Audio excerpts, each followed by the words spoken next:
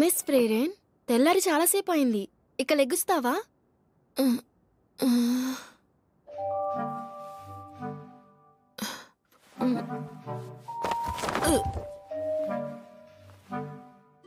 పద వెళ్ళి మన ఇద్దరం ఆ తీరాన్ని శుభ్రం చేద్దాం.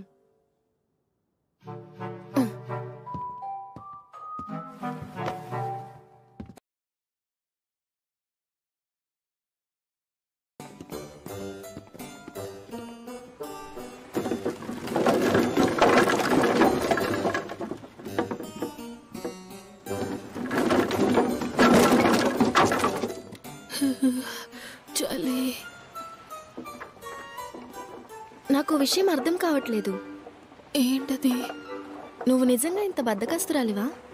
ప్రతిరోజు నేనే నిన్ను నిద్ర లేపుతూ, నేనే నీకు భోజనం తినిపిస్తూ ముస్తాబు చేసి నిన్నిక్కడికి జాగ్రత్తగా తీసుకొస్తున్నాను.